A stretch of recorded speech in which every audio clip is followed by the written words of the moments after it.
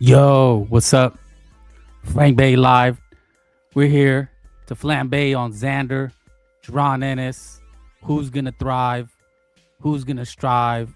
Who's going to lose the zero? Eye Candy, Alicia Bumgarner. So let's get ready to flambe and let's get to an intro. Well, I think we'll just skip the intro for today. Well, welcome to the Eye Candy. We're here to talk about Jerron Ennis. Xander Zayas, salute. Thank you already. Eric Gomez, more of DC, Mr. Bidet, BDA. We were cooking on his live yesterday. You know, the cast of characters. Great show, a lot of laughs. Yeah, and I guess he'll be back. Hopefully he'll be back. He booted the torta, and he'll be giving you some more lives. But always enjoyable. Always goes by fast, too fast. But welcome, welcome. Yes, we're here to talk about the big fight. Jerron Ennis, Xander Zayas, right?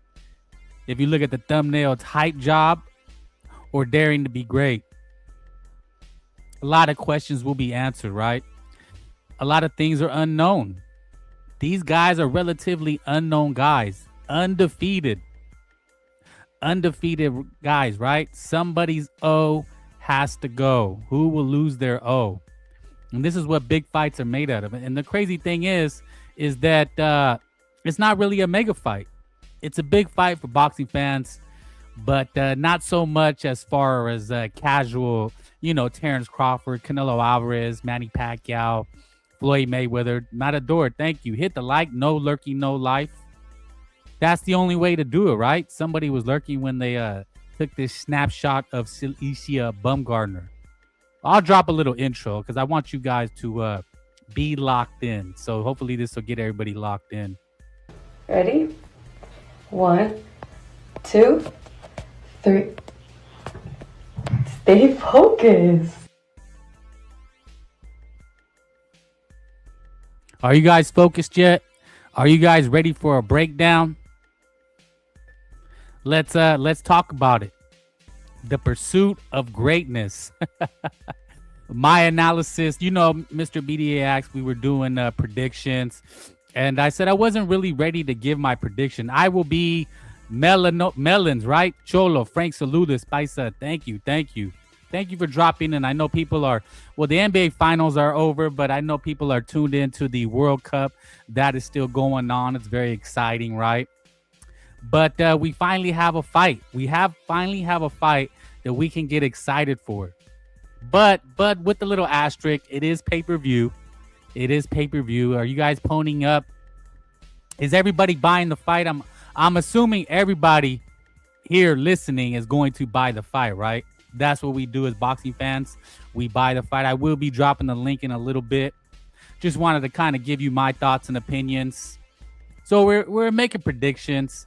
And surprisingly, listening to Mr. BDA, I think he did a poll. If you look at the poll, it's pretty overwhelmingly for Jerron Ennis. He is the I see 5-1 favorite. That's what it is, man. That gets you guys focused. Me talking can't get your attention, but why is it that the Paratetas always does it, right? For workout number 1. Ready? 1, 2, 3. Stay focused. Does that get your attention? It's a damn shame. We are supposed to be men.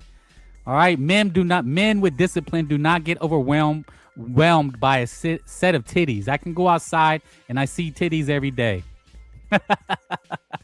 Right? And then on Saturday, we're going to watch sweaty men with their shirts off, throw chingazos, right? More DC. It's funny that Boots and Zayas are not mentioning Fundora, the towering inferno. Well, more, that's kind of Fundora's fault, right? In other news, there's rumored Ortiz sighting. He may be back. It looks like he'll be ready for a comeback, but it'll be interesting to see if he comes back and fights a real fight, or does he get another tune-up? It'll be disappointing to see a tune-up. Mr. BDA, salute. Yes, everybody, salute everybody. We finally got a fight, right? It was really dry last week. I think there's a fight Wednesday night. There is a fight Wednesday night. Well, Wednesday morning, right? Is it Wednesday morning? So Tuesday night, sprinkle me, man. That's right. And my 40 Aspidoli, 40 voice, eat 40 water. Virgil Ortiz should fight Josh Kelly for his belt. Well, Josh Kelly, I think he was set to have a tune-up, and then he got injured. That guy is playing keep away where he's from, so I don't think we'll see him anytime soon. But we finally got a fight, right? It's been kind of dry. It's very dry this year. When was the last big fight we had? Can anybody tell me the last big fight? I mean, Teofimo Shakur, was that the last mega fight? But this is a mega for boxing fans. This counts as our mega fight, right? Like I said, I will be dropping the link. But making predictions. I think it's a 50-50 fight. I really do. I know Jaron Ennis is the overwhelming favorite. He is the favorite, right? I think he is 4-1, 5-1. Matter of fact, what we could do is we can look at it. Who are you guys picking? Does anybody have any solid picks? Is there any Jaron Ennis homers? Are people willing to bet? And by not just making a pick, I mean put their money where their mouth is and drop a few hundo on Jaron Ennis. Are there any true believers? Oh, I missed some comments. Sorry. Pandora is the best at 154. Canelo versus Bud, last mega fight. Mega crossover fight. Facts. People on Twitter are complaining this fight isn't being promoted properly. I seen that as well, right? And it's true. But in reality, are there any real promoters? I mean, when we think of a promoter, Steve Kim, if you guys follow him, he said that promoters a long time ago just became booking agents. You sign talent and you book them to a venue, get paid, and there's no real promotion, right? When you think of promotion is a guy out on the street. He's hustling. He's on a megaphone, like a circus act, right? Like, hey, come one, come all, come see the pony, come see the elephants, come see the, one-eyed man. That's promotion, a guy who hits the streets and you promote the hell out of it. But now, I mean, promoting it is make a poster and make a tweet. Boots is going to duck Fundora Virgil Ortiz if he wins against Zayas. Salute Frankie. Salute Bulbous. Long time no see, homeboy. Welcome back. I guess you've been taking a break, right? Like everybody. A lot of people have been taking a break, and I don't blame them. There's not a lot going on. Right? But we finally have a fight. Two undefeated guys. A Puerto Rican, a Boricua, which is good for boxing. And you have an African American, right? When was the last was it Miguel Cotto, Floyd Mayweather was the last Puerto Rican cat? My froggy homeboys, the Boricuas, and then the African Americans. That's a great rivalry in boxing, right? The only bigger one is a Mexican World Cup break. Yeah, that's what I figured, man. But this is a big fight. This is one of those fights, like I said, Frank Bay stays home for. The last week, what was the last week? The fight, Bam and Antonio Vargas. Was that really a stay home, tell grandma you can't make it to her birthday type of fight? Nah, I'm calling grandma this weekend. Sorry, Gram Gam. I can't make it to your birthday, but live a long life. Frank Bay has some boxing to watch. This is one of them ones. But the sad thing is as Mr. BDA mentioned, people are complaining it's not being promoted. That's one of the things in boxing. They said that about David Benavidez. Game on now, but listening. Thank you. I appreciate it. Yeah. I got 3 phones, 2 TVs. This is the life we live now. I'm watching games. I'm listening to podcasts. I'm replying on X. I literally have 3 phones and I have 2 computers. I got 2 TVs, right? Because there's always multiple things on. You got UFC, you got boxing. Maybe I have a competing card. There's bare knuckle. That's another thing I watch now. Bare knuckle. What up, Frank? What up, homeboys? That's right. I will be dropping the link, but hit the like. And then there's boxing on Sunday. That's right. Zuffa's getting really overlooked. You got the El Rayo versus Edwin De Los Santos. That is going to be a good one. You got Jahai Tucker versus Yuri Sendeno. Emiliano Vargas is making noise. He's on the Twitter, podcast spaces now. Frank Bay Mexican Sports Center. Well, I don't want to thank you, Eric Gomez, appreciate it, but I don't want to put myself in a box. How about the Latino Network, right? The overall, we cover a whole continent, so I'm trying to cover everything, but I don't want to isolate my white brethren and my black brethren, and my Asian brethren. I try to cover it all. But obviously, from my perspective, my national, history and background, that is undeniable, But look at the, back to the predictions. Bulbous, do you know anything about Millie Vargas' opponent, Bryce Miller, right? I'm hearing he's decent. Decent would be good. That would be good, right? Decent. Frank Bay Univision, right? If I could get on there, right? I'm just a guy on YouTube, man. That's it. Just a guy like you guys, right? And just speaking my mind, brothers. Just speaking my mind. But the picks. Africans for Frank Bay. Exactly. Everybody. Hit the like. I will be dropping the link. But I want to flambe on this. Somebody's O has to go. I was thinking about it. What up, Mr. Frank Bay? I don't like the Mr., man. Mr. makes me sound old. I'm not an old guy, all right? I still get it up and I still get it out. You know what I'm saying? Come on, man. I'm a little older. I'm not a young whippersnapper, right? I can't go 5 or 6 times a day like I used to, but I still don't need a blue rhino or a honey pack. All right? But I appreciate that. Just call me homeboy. Frank Bay, recognize another brother. Recognize the Matrix. Listen to him on BDA, always dropping the hot takes, But I don't want him on my show because some people get enamored with his voice. You remember the first time somebody called you sir? Man, I had a chick at the gym. I walked in. She said, hey, sir. I said, hey, bitch. I don't appreciate that. I don't got grays yet. Do I look like an old man? No. Okay, then. Nah, man. I don't, you know what I'm saying? It's homeboy. I'm your homeboy. No. But yeah, this is a mega fight for us. For us true boxing fans, this is a mega fight. But it's not really a crossover fight. You can't go to your local grocery store. You can't and ask who Xander Zayas is. But I will tell you what, the winner of this fight will become a star. But still, not a crossover star. Not a crossover star, but a boxing star on the cusp of superstardom. It would take another big win by Jaron Ennis or Xander Zayas to have that crossover appeal, maybe beating a Fedora, maybe beating a Virgil Ortiz. But this is a process. Frank Bay with the seniors discount.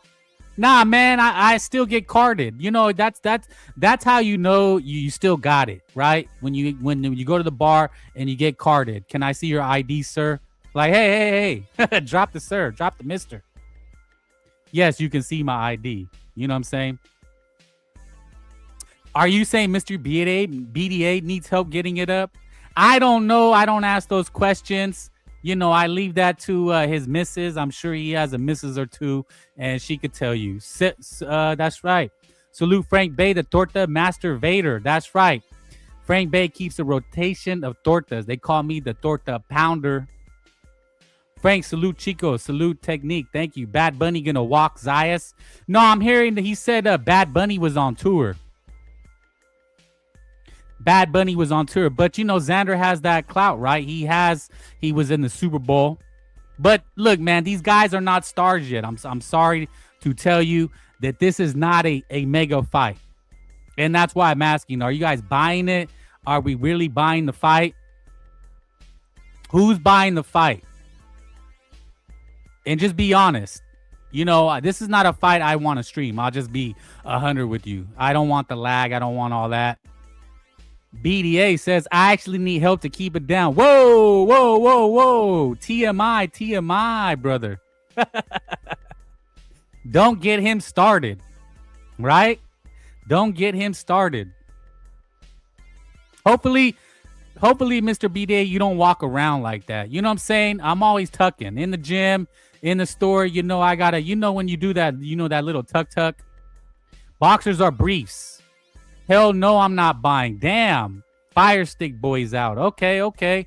And why is that, man? Why is that? Why? This is a big fight. This is the big fight. Is it because the odds? So here are the odds. Like I said, yeah, Wednesday night, Liam, 2 a.m. Is anybody staying up for that fight? Liam Crocker, the guy from, I believe, Canada, Liam Paro. Remember, he beat Matias, and then he lost to Richardson Hitchinson. They'll be fighting 5 a.m. So, yeah, I'm going to stay up for that. Not. But it's an even money fight. Xander Zayas, Jaron Ennis, betting odds. Jaron Ennis is at minus 400. And Xander Zayas is at plus 250. So for my betting guys, that means you need to drop $400 on Jaron Ennis to win 100. And if you drop 100 on Xander Zayas, you will earn 250.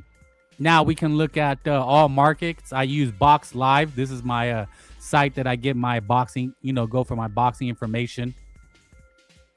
Xander is bigger than Boots. Hopefully he can put some damage on Boots before he gets KO'd. So I see you are going for Jaron Ennis. He just checked Ticketmaster. Casamigos, Kyle. Thank you, Kyle. Just check Ticketmaster and seats are not selling. That's sad. That's sad. The Zayas odds looking tempting. Hey, man, I mean, you know what I'm saying? It's a steak dinner. It's a steak dinner. Drop 100, right? That's Applebee's money. And you can make Morton's. I don't know what do you have on the East Coast as far as steakhouses recognized? On the West Coast, we have Morton's and what I want to say, where the brothers go. They Ruth Chris's. I'm missing another one. Eric, don't get Fire Stick, get Android. Yes, the Androids are better. Fire Stick sucks. Too much bloatware. Bill the Boxer says, this is hardcore's fight. No one outside of this chat has heard of these guys. And that's the kind of sad reality of being a boxing fan. So, Jaron Ennis with the 80% chance of winning. Plus 400. So, in case you guys are not on the betting stuff, a lot of people aren't. They just bet people straight up online, right? That's what people do for fun. NY judges can be pro Zayas. Well, you would think, right, that the Zayas would have the Boricua crowd, the New York, New Yorkers. What do they call them? New Yorkers. He'll have the New York crowd behind him. But Boots is from Philly, so he'll have it'll be maybe 50-50 in there. I don't know if he would get the Tito Trinidad, Miguel Cotto treatment, right? So I'm looking to see what are the other markets showing. It does not show you. So 4-1 is pretty heavy. 4-1 is a pretty heavy favorite. Once you go past 3-1, Zayas opened at 3 plus 300, which has gotten wider to plus 200. Ennis opened as the favorite at plus 400. I wanted to see what the rates for KOs were. So Zayas remains undefeated as a professional, stopping one of his last 5 opponents. He beat Aras Barasu by split decision. It was a split decision? Damn. He was Barasu was a minus 400 favorite going. Oh wait, Xander was a plus 400 favorite going into the ring versus Barasu.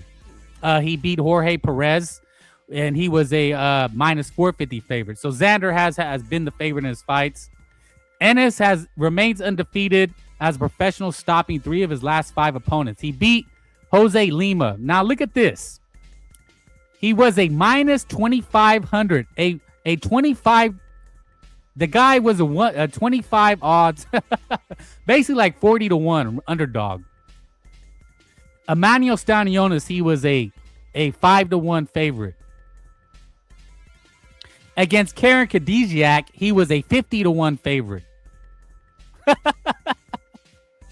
Against David Azanesian, he was a 25-1 favorite.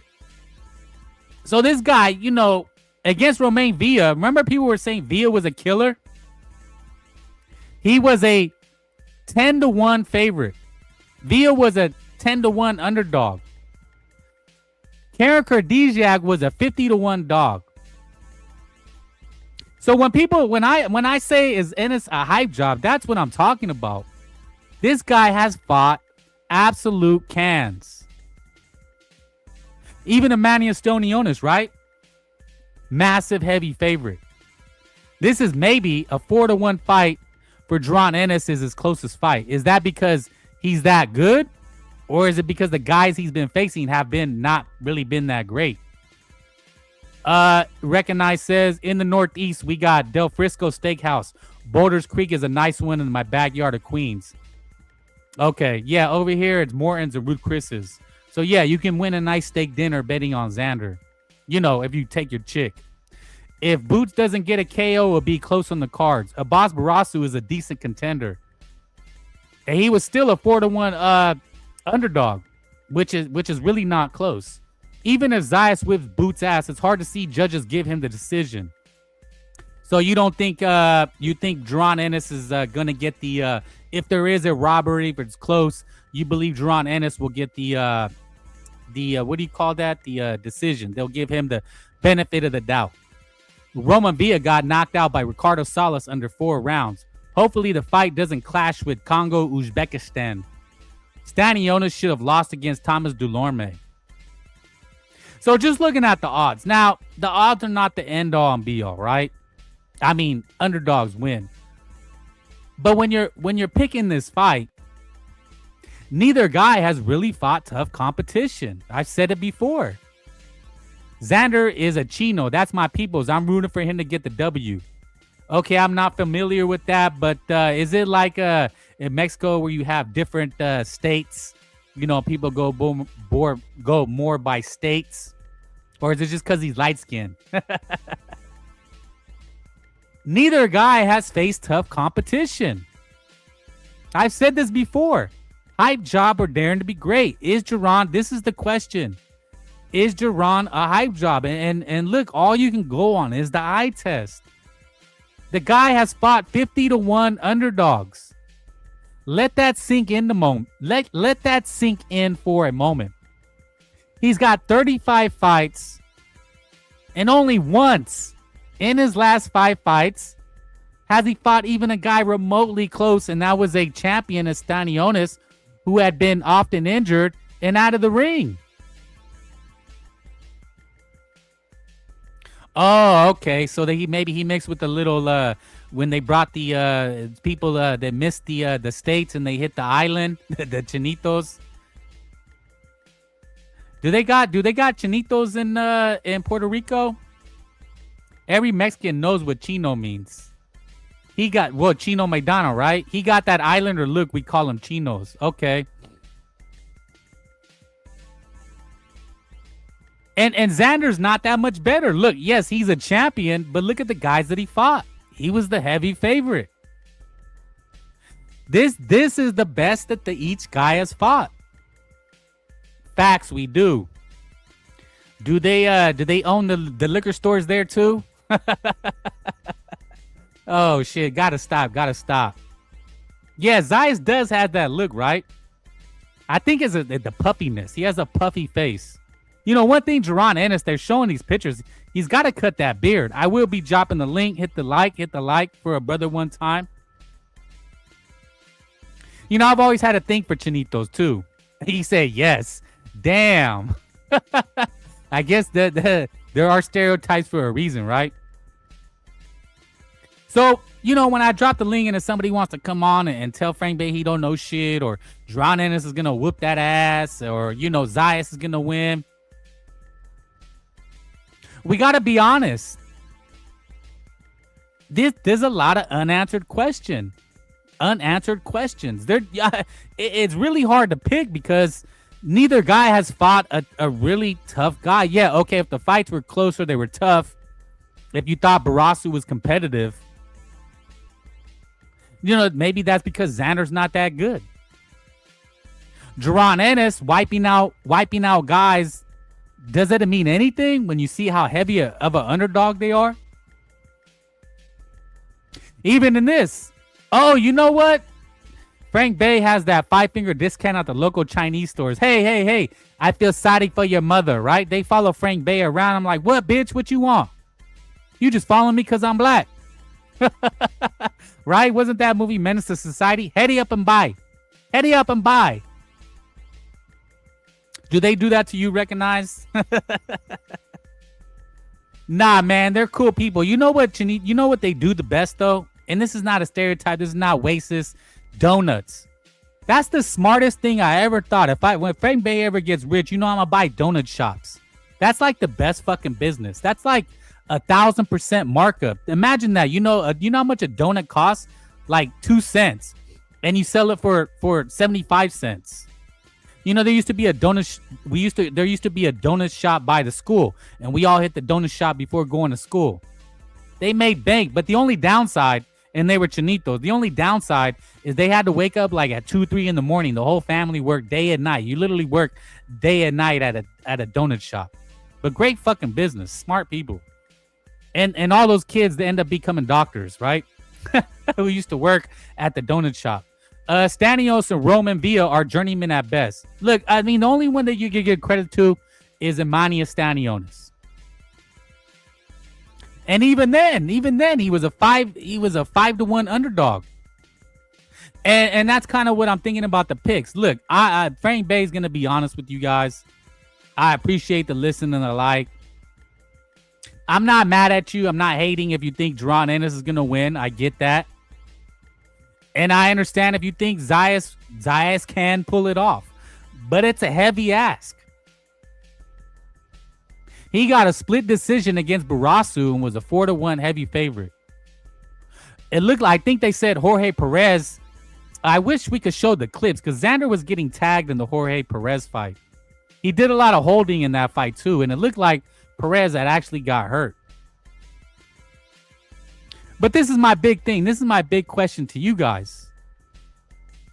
Can anybody really genuinely make a pick not really knowing much about these guys? What do we really know? Xander's a unified champion, but, he was a heavy favorite. It wasn't like he beat a incumbent, but I think they were all for vacant belts. Facts. Jose Maldonado. Yes, thank you for mentioning it. The beard with the coarse hair is protection. Have him trim it down before the fight.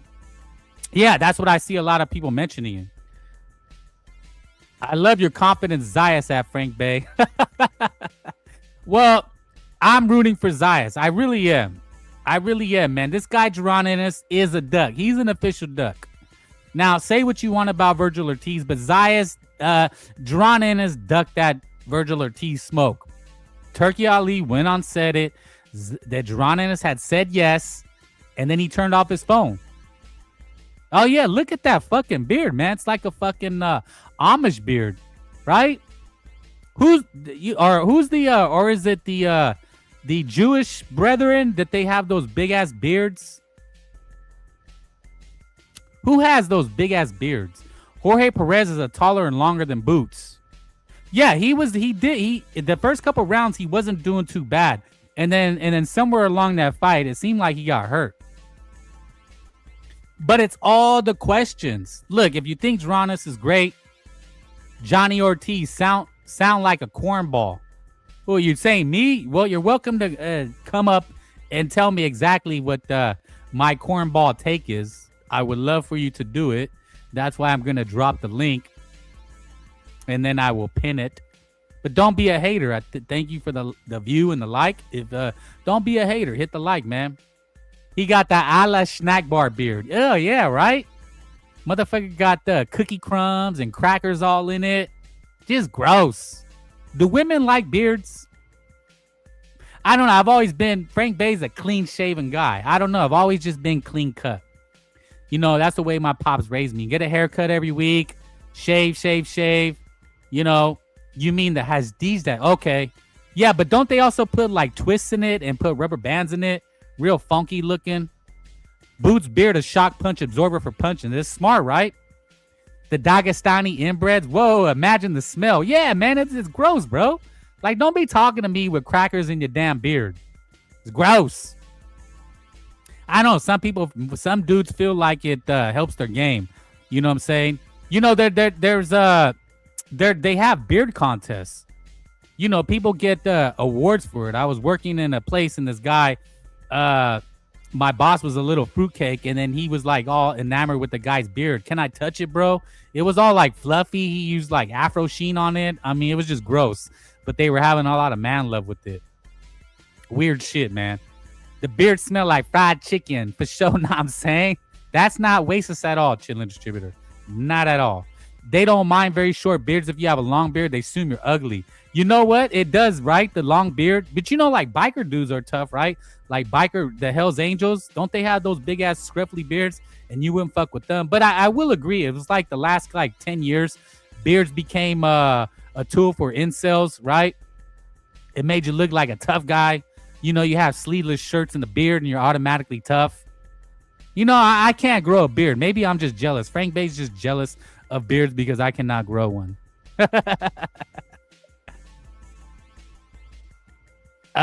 Boots. So the link is in the chat. Hit the like. Boots beard hiding a chicken bone. Not racist at all. Not at all. You have to look at James Harden without a beard. No wonder he has it. Oh yeah, you know he had a funky ass beard, right? Johnny Ortiz. Let me make sure you're not a troll, brother.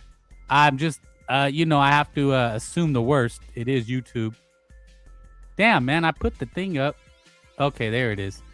Salute. Welcome. What's poppin', man? Holla. Yo, what it is. Yeah, the reason Welcome. I say you sound like a cornball and how you was talking about beards, man. You know, everybody know in Philly we rock beards. Okay. No disrespect. It's not my cup of tea, but if it helps you pull the bitches. Nah, no. Man? What's the I'll topic, just man? go ahead. It's Zayas and Ennis, man. Who you picking? Whose O has to go? Man, Boots gonna cook Zayas. You really believe that? I know that. Did you bet on it? Yeah, I'm trying to bet. Anybody trying to bet? No, I mean at the books, man. At the books, you know he's a heavy favorite. Yeah, I need to look at situations. The only way you can win off of Boots is really if you parlay. Okay. Really, it's so much of an odds. He's damn near a 5-1 favorite. Yeah, that's what I'm saying. I want to see. Fight. I don't know what the method of knockout. So I'm trying to find out what the odds are on a knockout. So how do you think he's gonna win? I think he gonna win by stoppage. I'm gonna look towards the 6 to 8 rounds. I'm gonna look in that range. Okay. And what about what I'm saying about Dron Ennis really fighting nobodies? I mean, if he fought nobody, who did Xander fight?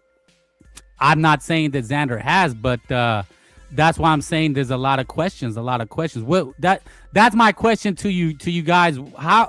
My question is, how are you so confident in Dron Ennis? Like, what makes you such a believer that this will be a wash? Oh, because it's just the talent level, the skill, the mental. I personally know Jerron, so I knew that Jerron. Oh, you know him. So I know what go down. I actually be in the gym. Okay. So I know the situation with Jerron, but man, I tell people stop getting emotion and look at the eye test and all that, man. I've been in the gym with a lot of top fighters and stuff like that, and yeah, you'll barely see anybody that could do what he could do. And he got the mindset. It's not just talent. He got the work ethic and mindset. All he think is boxing. He never drinks. He never do anything. He lives, shit, eat boxing. Okay. So, and my pushback to that, because it is boxing talk, right? We're here to talk boxing. yeah. And you know, nothing sells more than controversy. So when because I believe, why did he duck Virgil then? He didn't. If you know him, he did it. Hell no. Why did he turn down the fight? You want me to give you a time frame? Well, break it down then. That's what we're here for. He already had the Stanley Onis fight lined up, and they gave him back, and it was damn near it was like late November, December, because I remember. Wait. Okay, I'm not trying to be rude, but this is you because you said you know him. This is him telling you, or you're just reading it like we are? No, this is the everything. I know that whole situation, not him. But because he told you? It's because I know the situation. I know people on both sides. So you need people in his camp, right? Because he's out of Yeah. that one gym with who's the guys So that talk I'm gonna give you YSM my or something like that? I'm gonna give you my background. So I do sports Yeah. consulting. All right. I know Okay. people in the Garcia camp. I'm actually real cool with Mikey Garcia. That's my guy. Okay. I know. So I deal around boxing, sports in general, basketball. But I've been around boxing forever. So just outside of Philly, I know a bunch of boxers, right? Okay. But my point, what I'm trying to tell people on that timeline, I remember that whole timeline. Yes, it was offered, but it was offered late November. But he already had Stanionis lined up. His whole thing is like, yo, if I'm going to fight him, it was February. Would you be able to push it back to March, April? That's when I'm trying to fight. He was like, no, you fight now or don't take the fight. Who's Cool, you? Who are you talking about? I'm talking about for Boots. Remember, No, but who you're saying that they who's they? Meaning like Who offered him the fight? This would be like Ring Turkey in them because they had that line. You're saying that you're elaborating the conversation that was had. So say who's talking. I say Turkey and them gave him February date. That was a date in February. Okay. November was offered. It was like either fight now or don't. He's at 147. He wants to unify. I got the he was like, I want to unify. He already got an agreement with Stanionis for March, April. They was like, take the fight now or not. I'm gonna go unify. I'm still at 147. Virgil, because his issues, he had health issues and all that, had to move up to 154. So now that he was like, I'm taking this unification, I'm going unified. Boom. Now when he comes up in the agreement, he re-signed with Eddie Hearn. In that agreement with the zone, you're going to fight Virgil Ortiz. I agree to fight Virgil Ortiz. Okay. Then, but now all of a sudden you see when it comes down to it, now we got to fight, we got to face off. Golden Boy agreed because of the DAZN contract. Now you see that Virgil Ortiz and Golden Boy are going through their own issues and stuff like that because they come into disagreements on their own team. Nothing wrong. That's not fault for Boots. That's on them. You're breaking up a little bit. You can hear me better now? No, you're breaking up. Can you hear me better? No, it's actually getting worse. Oh, shit. You can hear me better now? No. You know what? Sometimes you have to. I want to hear this because you're inside. So jump out, and jump back in.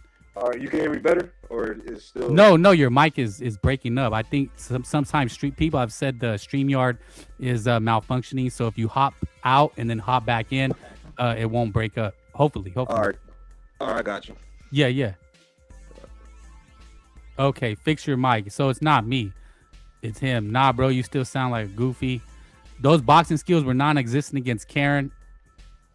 I'm guessing Afro Boricua, a lot of them in Philly. Well, I don't know. Johnny Ortiz, I don't like to. So Johnny Ortiz is breaking us down. He said everything right. Jerron Ennis is the real deal. He passes the eye test. And I had to ask him, okay, well, why did he duck Virgil Ortiz? And now, look, he's fighting a great fight. He's stepping up. Look, make no doubt about it. But I still want to know, like I said, there's a lot of unanswered questions. The link is in the chat. Hit the link. Hop in. Let's break it down. Johnny Ortiz is going to give us the inside scoop. Frank, are you leaning Xander? What do you see? Look, man, look, there's it's confusing, right? There's betting with your mind, betting with your heart, and betting with your wallet. Right? It's a trifecta. Your mind says Jerron Ennis. And the odds, look no further. The odds, the eye test, he looks to be the real deal. Right? But then your heart says, you know what, man? You know what? I got to go with Xander, man. I'm rooting for Xander. I want to see him pull up the upset. This guy, Jerron Ennis, to me is a fraud. He's got a major fraud alert on him. Johnny, I asked Johnny why did he turn down the smoke, and he really didn't have an answer. I don't know. I really wasn't understanding his answer. Here he is. He's back. Okay, hopefully his mic is in a better situation. Thank you. Thank you. Yeah, can y'all hear me? Yeah, much better, much better. All right. All right, Okay. cool. So what I was about to say, yeah, so that's when you seen the face off, and it's in Virgil and them, their team that went into disgruntled. But even if you look at the energy leading up the way, you hear them, oh yeah, Boots don't want to fight, this and that. You got into that face off, then right after that is like, we want to fight Errol Spence. You know what that's about. Well, no, we're still talking about Jerron Ennis. So you confirming he turned down the Virgil fight when he was offered it. He did turn it down, right? He decided to go But unify his title. you can word it any way you want. He turned it down. That's called unification. No, but he turned it. He was offered it for a lot of money, right? My whole point is when you talk about ducking is being in the same weight division. Okay. That's why I'm trying to say your words. Being in the same weight division. Yeah. And then it was getting offered. When they got in the same weight division and was offered, Golden Boy and Virgil got into their whole situation. Well, you're talking about just recently, right? Yes. Okay. So I'm aware of the situation you're talking about when Jerron Ennis decided to fight Stanionis rather than fight Virgil. So, okay, fine. I'll give you that one. But there was a second time when he was offered the Virgil fight again, because Virgil, when he fought Lubin, had said that was supposed to be the Jerron Ennis fight, which was in November. But Jerron Ennis told Turki Al-Sheikh that he wanted 2 tune-up fights. Now, did that not happen, or did? Now that was cat. Wait. All you wanted to talk about was the first time. No, did you forget this second time as well? The second time was the time when they came with agreement upon and stuff like that. When Boots moved up, Virgil was already signed off to fight Lubin. There wasn't no in between on none of that. The 2 times I'm telling you what happened was the first time, which I told you about, and the second time. There wasn't no in between. There wasn't no 3 times. But okay, you say that, but why did Turki Al-Sheikh himself say that he wanted that fight for Virgil Ortiz, and Jerron Ennis told him he needed 2 tune-ups? Turki Al-Sheikh said it himself. That's why I said Turki was saying that out of emotion. He never said, Booz never said anything about tune-ups. Well, that's what Turki Al-Sheikh said. He said Jerron Ennis had said yes, and then he turned off his phone. I mean, the guy, the interview's up there. Turki Al-Sheikh had confirmed that, and Jerron Ennis never denied it. Jerron Ennis did deny it. It's a YSM interview when he was like, "Yo, all that saying talking about warm-ups and all that, I never said that out of my mouth.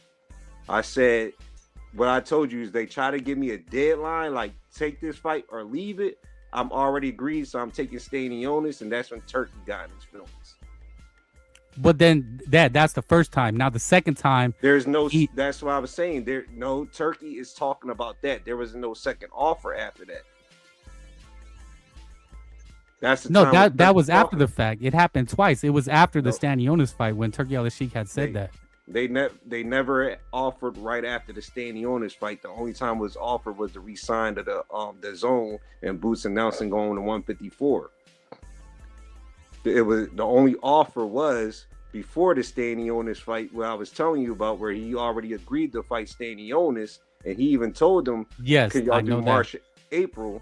There wasn't no offer after that. The only time where all Turki's talking about is that situation, and Turki out of emotion was like, "Oh, he's talking about warm-ups and stuff like that." Boots even well, I mean, it just goes, who do you believe, right? Because if that's what Turki Al-Sheikh said, he said.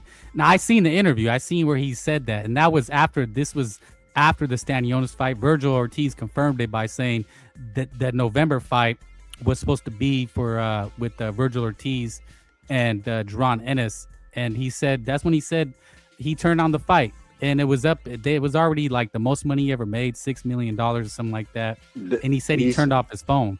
He's talking about February. It wasn't no turn off the phone, stuff like that. The fight where he talking about $6 million, he talking about over Saudi. It was the fight in February. He was never offered afterwards. Well, that's not what he's saying. I'm just telling you what he said. He said But he said that Jerron wanted 2 tune-ups. That's what he said. yeah, That's when he said when Turkey. That's what he said. He said I don't do tune-ups. Go ask Eddie. He said that to somebody, an interviewer. I mean, I have the video somewhere. I know exactly what you're talking about. I'm telling you because he turned down that February to go fight Stanionis, and Turkey was in. No, your timeline. It was offered to him 2 times. It was that first time when he decided to fight Stanionis. Bro, the interview's up there. He said that that's why, but why? So he would have never he would have never said Stanionis was a tune-up. It was after that event that he beat Stanionis. He never said about it was during Stanionis he was talking about. No, Stanionis wouldn't be the tune-ups. That's the only time they ever talked to Turkey Al-Sheikh about the fight. Okay, well, I don't have I would be able to look it up, but I just remember what he said. He said that he wanted 2 tune-ups, and that's when he ended up eventually fighting Lima. So I don't know. I'm just gonna side with Turkey Al-Sheikh that John Ennis turned it down. But what I'm telling you about, and I'm keeping it real with you, is that he was in his feelings because of that fight, and it wasn't no offer after that. He was talking about he turned down Virgil in February. Oh, he wants tune-ups. No. And if you want to actually know, a lot of people, Lima was like the 8th person. They try to offer a lot of fighters, including Rashidi Ellis, a lot of people for that date. Yeah. Okay. I mean, but look, we're getting the sticky details. It's really a he said, she said. Who do you believe? That's my understanding of it. I just know he said he turned down Virgil Ortiz because he needed 2 tune-ups. That was out of Turkey Al-Sheikh's mouth. I'm gonna believe him. I'm not gonna trust and believe John Ennis, but it is what it is. You may be right.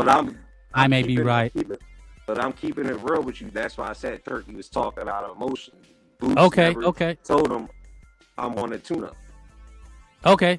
Then it was basically a move like, oh, I got the February. Is the fight, leave it or what you call it, even asked for March, April. He was like, no, I'm going to Stanionis. I'm unifying at 147. Yeah. No, okay. I mean, our emotions. If you turn down, you'd be like, oh, you turned down Turkey. He was talking our emotions. Even Jerron said, and it said, like, yo, they paid the narrative. That's because I don't be on the internet. But I never told him, oh, yeah, I need 2 tune-ups and stuff like that.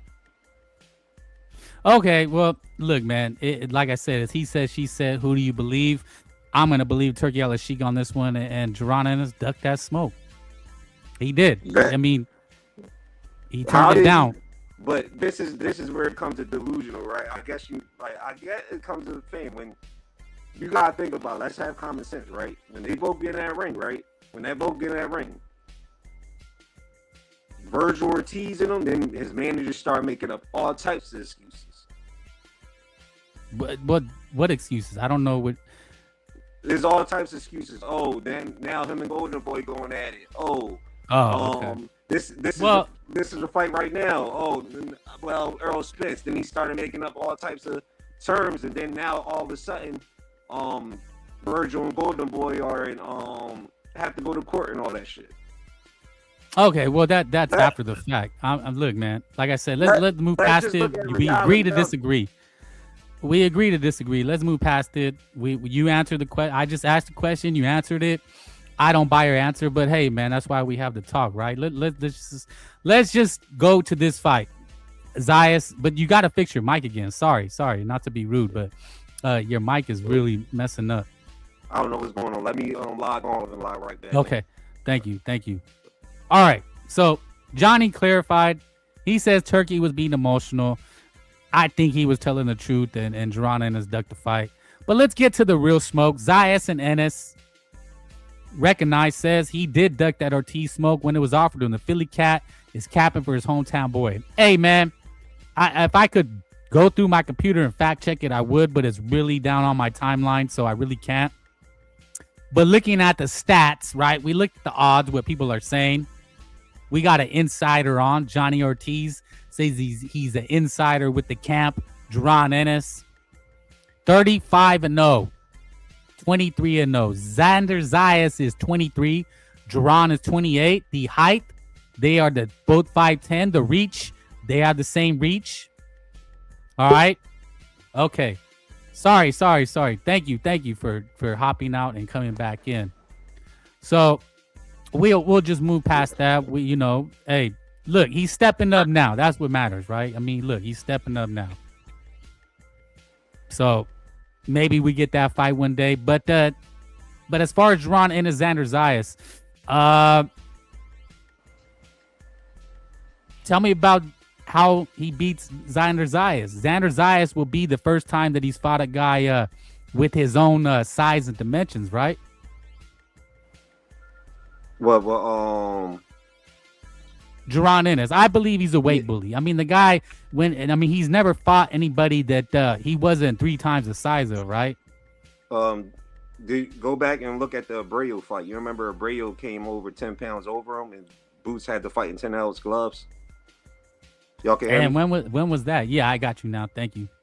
Yeah, it was Abreu. It was probably like what? Oh, okay. 3 years Yeah, ago. I kind of okay. Yeah. And what was he? But what That's was the one where he? he did that viral Was he uppercut. about a 50-1 favorite in that too? No, it was favored, but Boots was the first one to knock him out. The dude went to war with a lot of people. Okay. But I'm talking about lately. Let's talk about the last 3 or 4 opponents. This will be the first time that he's fought someone with his same size. If it looks like Xander, what is he bragging about? Being 180, and Jaron Ennis this will be the first time he faced someone with that can actually match him in size. I mean, the dude Lima was the same size, but he just completely outmatched. Well, Lima was he even top 10? What was he, like a sandwich maker? But yeah, Zayas, he gonna have the size.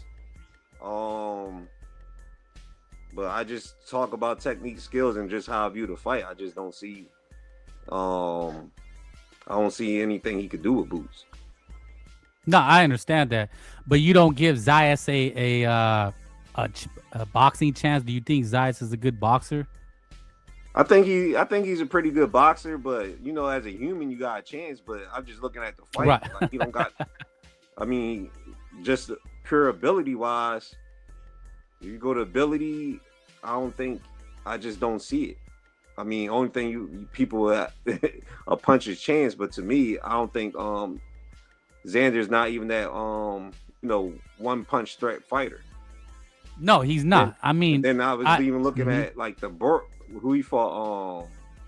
What's the guy named Burrow? I was just like, Abrasu, you mean the last guy he just fought? Right. Yeah, I just don't see it. Yeah, I just don't see it.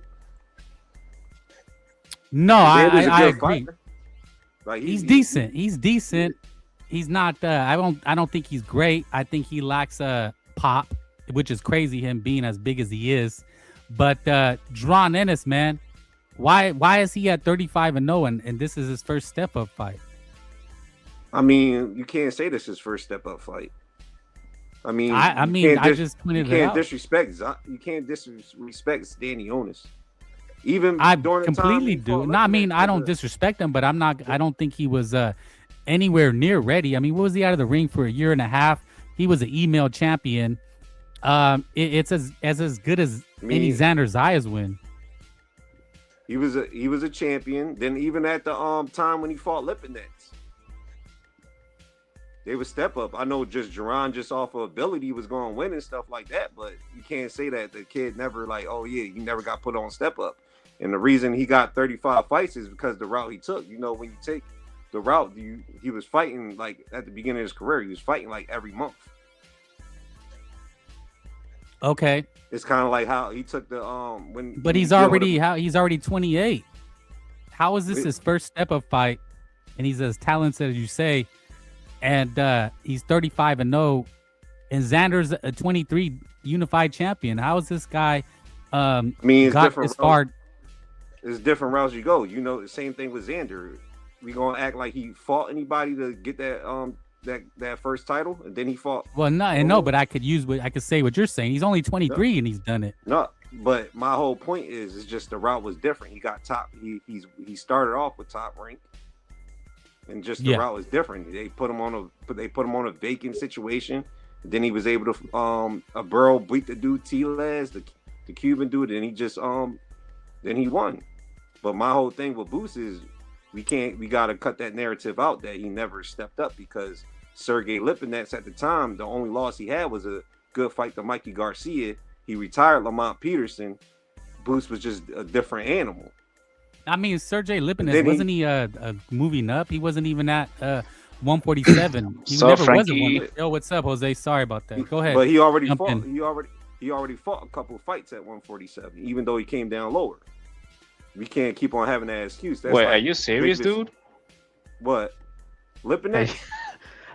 Come on, man. Let's be serious. He fought at 140. Lipinets was a small 140, man. Come on. But we're not going to sit here and act like we're not going to just give credit like Lipinets didn't have. No, we exactly we're not gonna act like that, man. That's exactly how we're gonna act, man. So like, the thing is, the point is, I'm not trying to like disrespect or nothing like that, but the point is, it's not about like the guys that you bringing up. They might be names, but they're not names at welterweight. That's like the whole point. That you been through 35 fights, and this is like the first time you actually fought a full-fledged guy at your same size. Because Stanionis was a 3 years layoff before he fought him. He fought Mesa, a guy, a year and a half before you fight Boots. So you have what, 2 fights in 4 years before you fight Boots. So here it is, right? This is what's going. I should already see with Boots. No matter if he wins this, it's going to be an excuse. Everybody going to have excuses. Right? It's not an excuse, man. No, it's a reality. It's like you're going. Excuse is like, oh, he lost because he didn't tie his shoes. All right? No, I'm not because I'm saying this, I'm picking Zayas. Like, don't get me twisted. The way I see Boots winning is by his stamina, because I never see him tired, right? I can see him taking the later rounds, and hitting Zayas with something really like sharp, like in the later rounds. Because Zayas tends to gas out like in the later rounds, that because he moves really a lot, and he when you really on a speed and athleticism like he does, like they both do, you get tired at the end. But Boots is somebody who I never see him tired. As many technical flaws as he has a really, really good engine. So that's like that's pretty much like my breakdown. Like if Zayas can keep up his stamina, he's gonna win by a landslide. But if he cannot, it's gonna be an ugly night for him. So and it sounds fair, right? It sounds fair, right? My whole thing is like, all right, technical flaws, right? Y'all can hear me, or is it going down? No, yeah, I can hear you. All right. So, you saying technical flaws, right? So, to you, is Xander more of a technical boxer than Boots? What happened? To you, is Xander Zayas more of a technical boxer than Boots? It's not about taking his bet at school, because when you see Boots move into like a direction, he crosses his feet, meaning if he's moving to his left, he is starting moving with his right foot, which is wrong. So when you get hit, or if something happens in that particular transition, it's nothing that you really can do other than shell up. You know what I mean? You can really throw a jab because you're going to be off balance. You can throw a two because you're going to be off balance. If you throw a hook, you're going to be off balance. Feel me? So you only can do is move and shell. So for example, when he fought the Karen, he was having a hard time to catch him because he was crossing his feet and he couldn't close out the ring. He was eventually caught up to him because, he's great stamina and like his great engine, and he never stopped throwing punches, kudos to him. But that's like one of the things I'm talking about. Like, for example, like Zayas, when he fought his last fight, Baru, he was like a little bit of a pressure fighter, but he was able to cut off the ring with Zayas, and Zayas was still able to get out. But at the end, what happened to Zayas? Zayas started getting tired, and started clinching, and Baru started hitting clean and stuff like that. But Baru also was getting tired because keep up with Zayas also gonna get you tired. We lost But him. Rui, yeah. Oh shit. No, it's fine. Maybe he's still in the chat. He was surprised all the He'll probably haters. come back. Yeah, he's probably come back. Like he's probably like bad signal or something. Okay, he's back. He's back. He's back. Yeah. Yeah, there you Yeah, yeah. Jose came with the smoke, man. go. No, not smoke. It's just like a regular talk. You just break Yeah, it down. no, I know, Yeah, I my know. my fault. I The just don't mute, want the mute was to. messing up. I couldn't hear. Johnny's new. I don't want him to think. No, You go not on nothing someone's like that. This is and more you like get a attacked. barbershop talk. This is more Yeah, like a no, I'm barbershop just talk. creating Yeah. the No, conversation because look, yeah, I'm my not a fault. I believer couldn't in hear. John Ennis. What No, that's happened? what we're talking about. Like he probably, probably something happened that he cut off or something. Oh yeah, no, I just don't want to think like I'm trying Yeah. to be a punk or bully. I'm just No, no, No, I'm no, really okay. Yeah, no. because I I might like come that. across as rough Nothing of or that like what you sort. talking about, bitch. I don't come like that. no. I'm just really not a believer in this guy, and That's I'm for just Fridays. That's for Fridays. yeah. So, but But yeah, my no, my man, go question ahead. is my question for y'all, right? Like, Yeah. sports is sports, right? People don't believe like you. My point is like when you see him box and y'all don't get like excited, like, yo, this dude's an entertaining boxer and he does a lot of stuff that Boots. yeah. Yeah, definitely. Yeah, he's an entertaining fighter. Yeah, of course. Like He I has just all he's the. that's why Go I ahead. kind of listen. question like It's not a slander or nothing like that. Like Boots is as I say, an entertaining fighter. Uh, despite his flaws, but I'd rather see him than Shakur. I'd rather see him than fucking Lindolfo Delgado. I'd rather see him than fucking Devin Haney and his running ass. So yeah, he's a very entertaining fighter, and I'd rather see him in many, many more fights. But it's just disappointing, like sometimes that he was like with the PBC and shit. We just didn't allow him to do a lot of stuff. he was never really signed with PBC. He was. No, he wasn't. Showtime have exclusive. He was with Showtime, right? Yeah, But he was with Show. yeah, but Showtime has exclusive deal with the PBC, so Yeah, 2+2. because he was dealing with rest in peace his old manager and that his old manager had his promotion. No, correct. But as soon as the Yeah, so Showtime go away, he was able to move around, right? yeah. But So when Showtime had exclusive contract with the PBC, meaning that they were the only ones, they only were able to, display their boxing, the PBC boxing, just like ESPN with Top Rank. You know what I mean? So in reality, he was PBC. the reason why I say PBC because PBC you gotta deal with. He might not. basically deal with He Al probably Haymon. wasn't with like the corny guys, like Spence and the Charlos and shit like that. Why you But calling he him? was. He No, was the no, PBC. No, but what I'm saying is PBC is Al Heyman. Boots was never Oh, with yeah, Al yeah. Heyman. Boots had to deal with No, like but even for matchmaking and stuff like that. He had to deal with no, but the Espinosa. thing is, again, Al Heyman was such a murky guy that he was make sure he was never the promoter. You know what I mean? He was an advisor. So in No. reality, quote unquote, none of them was started with him. If you know what I mean. No, He I was more agree. like an PBC advisor. Yeah, So PBC in reality, PBC even though they were like with Tom Brown and like all those guys, PBC had control over all of these guys. Yeah, PBC is not technically a promotion. Like It's a, Fundora was another guy who had a Showtime exclusive contract, but he was PBC. Like Yeah, but if PBC didn't have no fights, if PBC didn't have But any fights for him, guess what? He was not fighting. But the difference, Fundora was Al Heyman was actually Fundora's advisor, and Fundora dealt with Louis DeCubes. Again, advisor is not your manager. It's just somebody who tells your manager what to do. But when you under Al Heyman advisement, that's when you was under PBC. So not exactly. So even though he was not like a PVC, a homegrown baby like the other ones, he was a PVC guy by all the means, which means he couldn't be fed to other guys. He was lucky he was never fed to some other guy in the PVC. Because that's exactly the guys that like to feed to like their guys.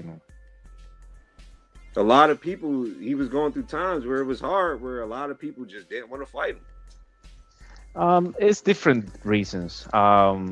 It's one of those guys like Andre, like it's a lot of, you might lose a fight, look bad against this guy, for not much money, because at the time he was not Yeah. buzzing. Yeah, that's why I said it was a high risk, low reward at one point. A little bit, but there were guys definitely he dug down. That's what I'm saying. Like all these duck rumors, I'm telling you, the kid never ducked. No, there were no rumors. There were Yeah, no. rumors. Terrence Crawford said that Jerron Ennis ducked him. Now I don't know how Yeah, true that is, Yeah, but he said that It's as actually well. it's actually very verifiable. he was never Because he of was that, never it's actually very verifiable. If you go through the IBF before they went undisputed, he had the chance to fight both, No, he didn't. and he never asked for that. No, he didn't. He never got Yeah, offered. he had the chance. He had the chance to strip Crawford. Not Crawford. He had the chance to He- strip. He had two chances because he was. know, remember, he you- was you- a no. I'm not confusing it, dude. I'm not confusing it. Trust me. He had the chance by the IBF because remember how he eventually got the IBF by email because the belt was spread out, right? because Crawford vacated. Yeah, but before that, he was still the mandatory when Spence had the belts. When Spence had the belt, he Yep. tried to When he had the position that IBF, yeah, When the first, you don't let me talk, bro. When the first time they fell out, he actually tried to petition the IBF. But when they came to agreement, when the first time Terrence Crawford versus Errol Spence fell out, because you remember Terrence Crawford, Errol Spence was even negotiating before, but Terrence Crawford instead it fell out, and Terrence Crawford took that one fight deal with Black Prime, BLK Prime, to fight Avaniji. And then Errol Spence was supposed to agree to fight Keith Thurman, which didn't happen, but he went right into fighting Terrence Crawford. I think you mix up the story right there because he became the IBF mandatory when he beat Villa. That's when he became the mandatory. What I'm telling you is they never set in stone it. So when he beat Villa, no, I'm telling you the timeline. When he beat Villa, that's when he became the mandatory of the IBF, right? My whole Spence point still is they had never- it. Spence still had it, but to be fair to Boots, they were still trying the Crawford fight, and unfortunately for him, he was froze out for a while. My mic still sounds Unfortunately crazy. for him. Somebody Yeah, said- like man, forum. you gotta fix that mic. It sounds like a little static. It might be Yeah. if you're on a Bluetooth, it might be the Bluetooth has like a little dust on Yeah, the it's not. microphone. I don't know what is going on. Hold on. Yeah. Every it time might you hop be- back and then jump back in, Yeah, it's because fine, you and were then- sounding fine. You were sounding fine. It Yeah, might be then it starts it might be your messing up. signal, maybe. Yeah. Who knows? Hope Yeah. Yeah, there you Hope go. back on. Yeah. So, Jose, who are you? You like to go by Jose or Servino? I can call me Severino. Okay, Severino.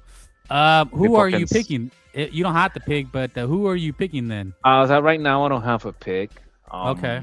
So people don't think like I'm picking What about, Zayas or whatever. Who do you want to win? Because I'm the same. I'm like 50-50. I don't really have a horse on the race. Yeah, no. Okay, damn. Even though even though that Boots fans are a little bit obnoxious, I don't. They are. Me personally, I don't. I mean, really but have nothing Zayas is against the looking a guy. little sus. Look at this picture. What is it? Yeah, that A little fucking blonde hair. suspect. That's This is a little. Come on, Xander. What are you posing for? they both look kind of weird. That's like the new way of. The hell is this? What is this cut off white shirt? Does he Yeah, have but one if of you those like see- chains on? Look at they're Yeah, like Yeah, but when you see these guys, damn, Zayas look kind of sauce, man. it is a You know- little, it looks like a like Yeah, a, so- a halter top, and Yeah, I'm he back. probably has a belly button ring in there. What up? There No, has but- to be. I bet no, you there's but a what belly ring. What I was saying is, Go Boots ahead. got caught up in the politics of the Errol Spence Terrence Crawford. He got caught up in that. If y'all even seen one time on Mill City, I had to check the bull Bernie the boxer for even like stop making out these cap narratives because one y'all never offered Terrence Crawford never offered Boots, and then I was like by the time y'all waited and y'all vacated, and that's why he was quote unquote listen, email champion. The thing And is, then- you're not gonna send an offer to this guy when you have the Spence undisputed fight Yeah, right there. which That's Um, out of all the, respect. That's why. and to be fair, yeah, but there were many fights that he couldn't make in the meantime. You know, he couldn't move up to 154, which is oddly enough No, that's the division he started. He moved down to 147, he just like never Spence did. he never fought at 154. Nah, he did. He did. Look No, at he his didn't.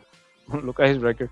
I'm telling you, he never fought at junior welterweight. Nah, look at his record. Look at his record. He never fought at. He was always A pound over 147 is considered 154. Yeah, but my whole point. He only started 150 fighting just like Benavides, like once, like just like any other fighter before they ranked. Like you only fight at the weight when when it's a ranked fight or it's sort of belt. You can go in at any weight as long as you don't go over 2 pounds over the limit. I mean, bro, 4 what pounds I'm over the telling limit. you is, bro, I personally know him. He never. So if you can't- fight like he 10 can't go rounders, 8 154. rounders, you don't have to go in at 147. He can go in at 149, 150. Just That- like when that Virgil don't came mean back he from was his fighting at hiatus. 154. He He never did, dude. campaigned at 154, bro. That's campaigning at 154. 1 pound over 147 is 154, dog. That's called catch weight. A lot of people do that when they first. Yeah, second but I day. don't call that If you what go that fight don't a call local fight, that's catch not weight. with a belt That's a involved, you can 154 go 1 or catch 2 weight. pounds over. That's a super welterweight catch weight then. Bro, You if can call that. no You matter cannot what, call that anything Bro. above that weight is not Bro. a welterweight. if you fight any local show, no matter what it is, say you fighting at 143, you can go 1 or 2 pounds over. He never fought at 154. He did. He always campaigned. At one point, He even did. when he was going TV, he was making 145. Man, most of these dudes they do the same thing, man. But Like you're it's not saying he strange for a campaigned like professional he went fighter down. to have. He- It's not. his It's not weird goal- for a professional fighter but to he come was going down after- from a weight but because I was saying he was going after his goals. He wanted to be win the championship at 147.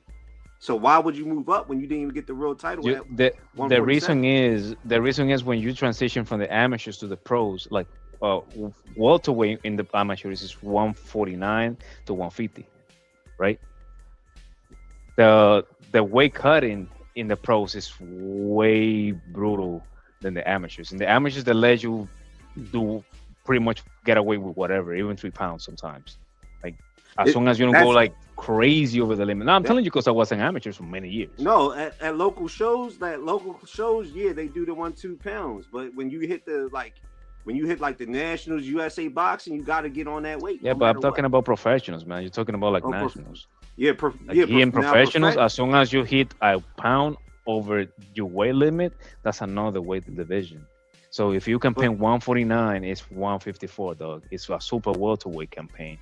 Just like But my Benavides, just like Benavides when he started at 175, and he started campaigning going down because you start getting accustomed of the camps of the brutal. And remember, these guys fight like maybe 5 times a year when they're starting, so they get accustomed to the pros. Like the wear and tear in the pros is fucking crazy, man.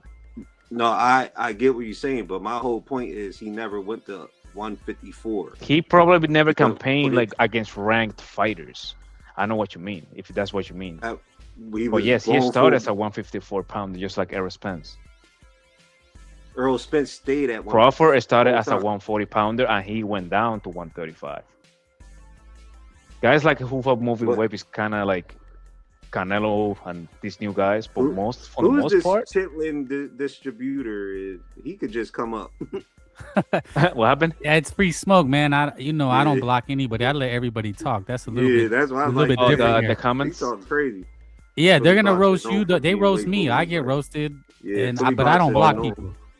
Yeah, I Philly don't boxers block known people. You for know. being Don't way pay attention, bullies. champ. You know they No, they I just- was laughing. I was like, Philly boxers known for being weight bullies like B-Hop. How is B-Hop a weight bully? Well, he went all the way up to well, like light heavyweight. They probably say it Yeah. because he started as a light heavyweight and he went down to middleweight. But in my opinion, it's like some of these guys they actually have the genetics to like. Yeah, burn Jerron down Ennis just said he's gonna fast. finish at 168. You know, he literally was on a podcast saying that he'll probably end up at 168. Which, if you look at him, dude, he was like 3 times the size of Stanionis. That he was massive. He's massive in there. at 147. Some dudes. When I say you can make weight, when I say people can make weight, I can't I can't like being around it and doing this shit. I mean, if you can make that weight, I can't be like, oh yeah, you just a weight bully. You a weight Well, bully. the reason they say weight bully is because it's a couple of things, not necessarily just the weight, right?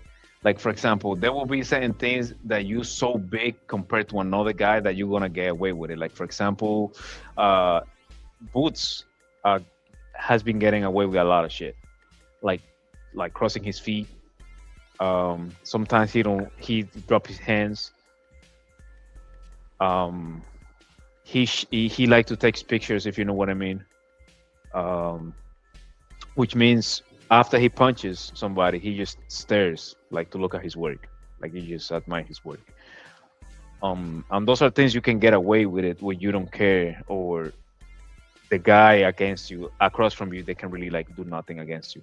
You know what I mean? Like if I just step back, you can really reach me.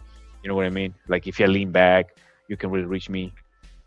If I throw a jab, bow and arrow jab, you can really reach me. Like for example, when Haney fought Garcia, he never fought somebody as big as him, as faster than him.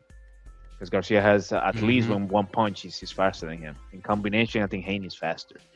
But when he thought he that jab, bow and arrow, right? He was so accustomed as these Jojo Diaz and these Lomachenkos, they couldn't do nothing against that crazy jab and the combos, but Garcia did. His reach is just apart with him. So what happened? He was landing la left hook at will, because he can never he would never repair that he could never pick up the phone when he throws a jab or a hook. Haney, I'm talking about. Here's what I tell people about Boots, right? I told people he's gonna be more dangerous when he goes up because he ain't cutting as much weight. But I'm about to say, when I tell so it'd be like Sebastian Fundora, you have Paul Williams. Would you call them weight bullies? The reason I don't call them weight bullies is because if you ever been to like a gym or like any sport, you've seen these guys in the gym. You probably never put a scale underneath their feet, or you seen guys like that. In gym bros, call those guys Johnny Pencil necks.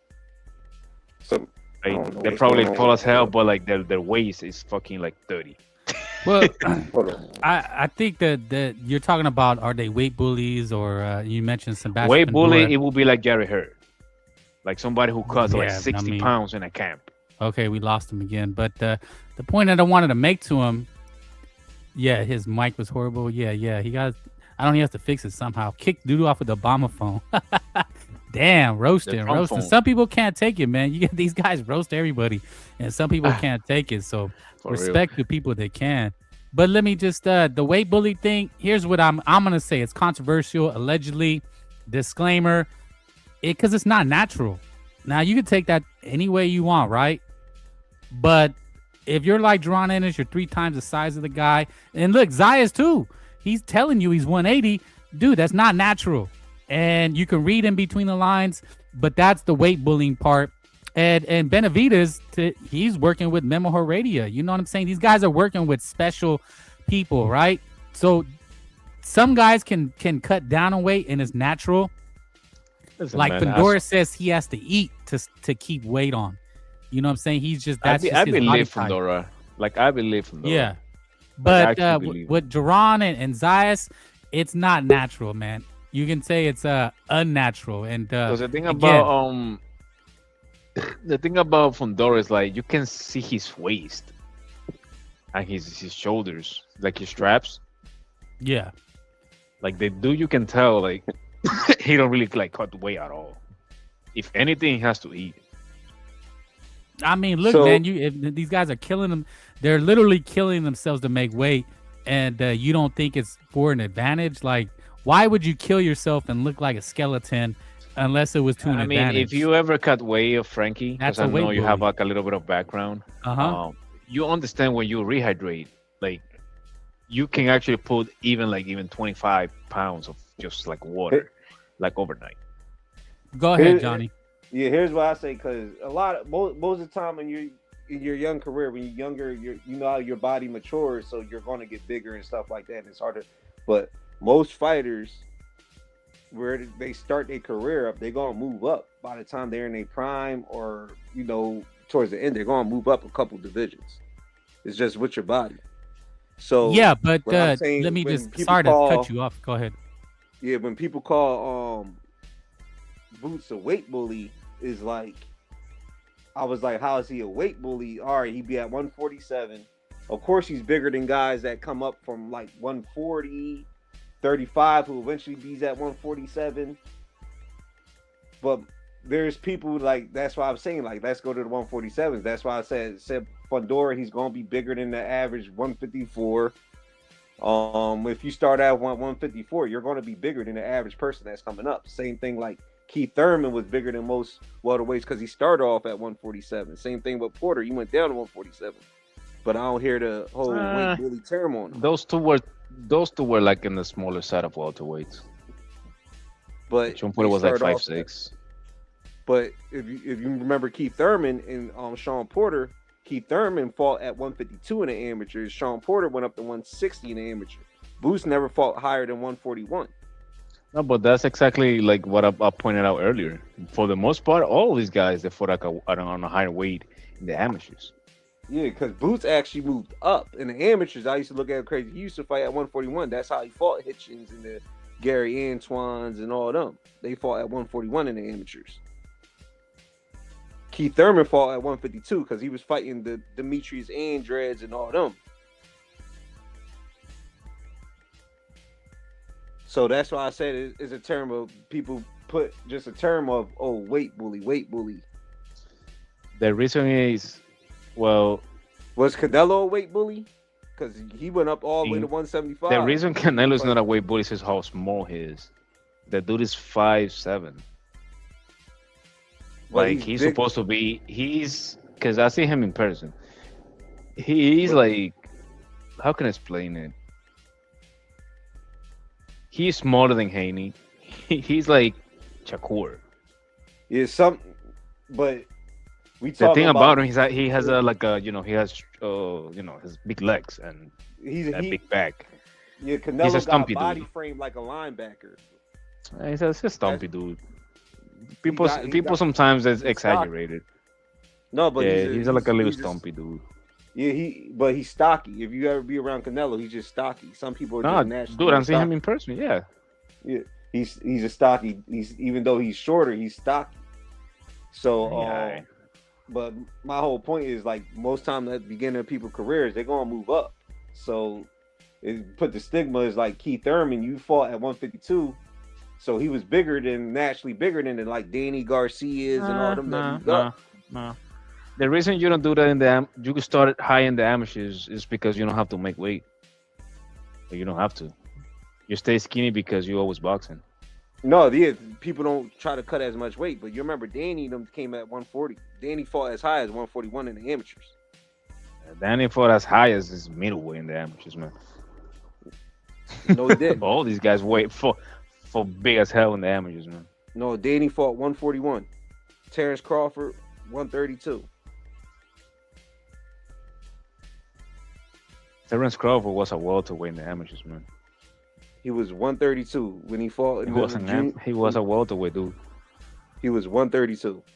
He was a welterweight. Trust me, I know that Charles real well. Mm-hmm. Trust me that I was around those times. Yeah, but look, man, you look, at the end of the day, you could just see it. You can see Jaron Ennis's 147. He's killing himself to make that weight, and he really doesn't belong there. You've seen it with Stanionis. He was 3 times the size of that guy. There's just no way around it. The last couple years, he was killing himself. But I'm telling you, when he was campaigning on Showbox, and when you seen him, he wasn't killing himself. At one point, I was like, God damn, he'd be on weight the week of, and sometimes he come on the scales at 145. And when 147, man, is baby weight. That's not killing, but as you get mature, as your body mature, you're going to struggle to make weight. Well, he's already 28. He's already 28, and like in your early 20s, you can burn your body down, like boil it as they call it. But as you get mature, but the reason is always a harm, even to your career. It's because sometimes you're staying in a weight class for a little bit, for a little bit way too long. Yeah, I agree. Like, I and think I'm that not saying happened this with is the Earl case Spence. of. I'm not saying this like the case of. I mean, Eric Spence was many things, man. His alcoholism, his nightlife. It was many things, man. Because there were Okay, there were even press conferences that motherfucker was drunk, I pitch mean, if drunk. I anybody's a agree. weight bully, it's the I Zayas agree. I guy. agree. Yeah, I agree. I agree with it. I agree with the lifestyle and all that. But the dude, he stood around because he wanted to go And for that's the thing, man. I think studio. Zayas still have a lot of weight to cut, man. Yeah, Motherfucker he's still look showing like 180 yeah, on the scales. He's bragging Yeah, about it. motherfucker looks Zay, like 170 Johnny, what's still, going man. on, man? You're good for like 5 minutes, and then it just goes to shit. yeah, I don't know what's going on. Hold on, let me let me You gotta exit out. yeah, you gotta help us out here. All good, man. No worries. Do your thing. What did Tony say? When did he talk about on? Do your thing, baby. Do your thing. The salute frontline. That's right, Team Zayas, baby. Zayas, look, man. I mean, we're out bashing Duran Ennis, but Zayas is a weight bully himself. I mean, this could Shit. very well be his last fight at 154, right? That's the other thing. I mean, we're fascinated with Duran Ennis, right? Because To Eric in the chat, yeah, Spence started at 154, and he got like dropped or almost dropped, but put into the ropes by somebody I remember, and then he went down to 147. Frontline says no excuses. No excuses for Xander. Let's get to Xander. We've been harping on Duran. We got a Duran Ennis fan. He's an insider. Let's talk about Zayas. That guy's a weight bully, right? Like he is. I don't think he's a weight bully. I don't think so. I think he's growing. I think Well, he's growing. gonna move up. I mean, he's just gonna after Yeah, this fight. he just need to move up. He just need to move up. I don't really think he's a weight bully like that. But the thing also, he had like a little bit of money with the Bad Bunny signing and shit, so he's probably been eating a little bit too much too. Well, the thing is, he doesn't Now, look fat. Go ahead. Here's where I come back to it. I don't look at Zayas as a weight bully because 154, his body maturing, so he's gonna eventually move up to 160. Yeah, he's just moving up. But if you don't think Zaya is a weight bully, but Boots is a weight bully, I don't think so. that's Like, where I said is because he's the same size as like a regular 154, like Charlo. Well, the Charlos, he's actually bigger than Canelo was at 154. Bigger than Lara. Smaller than her. I don't think there were many guys bigger than her, man. Motherfucker was huge. his problem was when Her had a somebody reach was of like able to- 80. Yeah, when somebody was able to fight in the inside with him and he wasn't able to back him up, and you make him back up, that's what got him in trouble. With her was many things at the same time, man. Was he couldn't make the weight. He encountered a guy who can actually like keep up with him. Because there were many occasions. If you remember the Lara fight, man, Lara was whooping his ass, man. He dropped him at the end. That gave him the fight, but man, Lara was whooping his ass. I think Lara got robbed in there too. Like He even was with whooping Laura that and ass, her, man. the main problem with Laura and her is that when a fighter is a straight come forward fighter, you got to make them back up. A lot of come forward fighters can't fight backing up. Man, when her face, they come her face forward, looking like a hamburger, man. I don't know, like. but he kept on putting the pressure on Laura, and Laura's a back. Oh no, fighter, yeah, back up. definitely, So definitely. that was the only difference. That's why I said with J-Rock was able to basically get under him and make him back up and make him fight going back up, and that's what exposed her. Boy, J-Rock, The big man. guys, I sparred that guy many times. I rock with Zayas. He's My boy. So let me shift the focus from Ennis to Zayas. Johnny, you're a big fan of Ennis. Servina, you said you're down the middle. I think it's 50-50. But I think it's 50-50, yeah. what are the pathways for Zayas to win? Because what I'm hearing, my posts on social media, X, YouTube, is Duran just gonna walk this guy down and pummel him. I mean, that's what I'm seeing, and even the odds, Duran Ennis is gonna be able to just walk him down. Xander's gonna come out, try to box. He's not gonna be able to. Duran's just gonna walk him down and kick his ass. The way I can see it is, if Zayas can keep it in the outside, to mid range, that's like a better chance than mix it up in the inside with Boots. Boots in the inside is really dangerous. Zayas doesn't have an Um, inside game. I've never really seen him box, exactly. So inside the that's pocket. when Boots can like actually cook him. Um, but if just like Timothy Bradley said, if he don't mind his P's and Q's, because a lot of times he's overreaches, we throw his backhand, and it's no bueno. We seen Teofimo Lopez get dropped like that before. We saw Karen took an advantage of that. We saw Mhm. Brila landing bombs because of that. But I can see again that weight cut is dangerous for Zayas, and I can see Boots because I never see him tired. Like Boots just throw punches Yeah. at the end. He's a flashy slugger, as I call him. Like he's a really a dangerous slugger. Jerron Ennis is the slugger. Yeah, he's a You're very saying? dangerous slugger. He is a slugger, but at the same time, I mean, there's nobody that's been able to punch back. I mean, it's just like when they punch back is Everybody's a come on. slugger until there's somebody punching you back, right? Like Brian Norman, he I was will a say, slugger. He was um, having highlight reel knockouts, and then he finally will got s- clipped. I think Jerome Ennis is more like Keyshawn Davis. They have a lot in common. Okay. And again, Keyshawn's been, that guy's been a weight bully. We know this because he can't, he's been missing weight. That guy's a weight bully. But when you're physically stronger, when you can just walk people down, That's a guy. there's nobody punching back on you. That's a guy I know is gonna get knocked out. Keyshawn. Key. Yeah, Let he me used to just get knocked read out this. in the amateurs. Somebody's going for Zayas. Frontline says Zayas is going to nullify Boots with simple fundamentals. Boots will get frustrated and leave himself exposed to get caught with something. There you I go. remember Keyshawn from back in the days. He used to get knocked out a lot in the amateurs. Oh shit! Wasn't he Olympian? He made it that Yeah, far. but getting again, knocked there's out? many levels of Olympian, right? Tony Uh-huh. Jeffries, for goodness sakes, is an Olympian, and I can whoop his ass with my left hand. Okay. Tony Jeffries, he said, "Let us." The one thing I see with Zayas is he does have fundamentals, but it's gonna be the size. I think that's gonna pose the problem. They both the same size. That's the thing. They're both the same size. The problem with Zayas is like he blew up in weight in the off season, and which is his fucking fault. Like he he ate too many patelitos in the off season, so that's his fucking fault. That's why he still looks like he still need to cut like 20 more pounds. Yeah. It's like a week away, So I think he's gonna look pretty drained. You think he's actually gonna supposed to be his last fight at struggling? 154. So you're saying Zayas is gonna be struggling to look weight because in the build up in the promos he looks fine. He looks fine because he's not done cutting weight, and I think that's the problem though. Because I don't know, it's because because when you blowing weight, you usually right after you rehydrate or after a while, you face start looking bloated.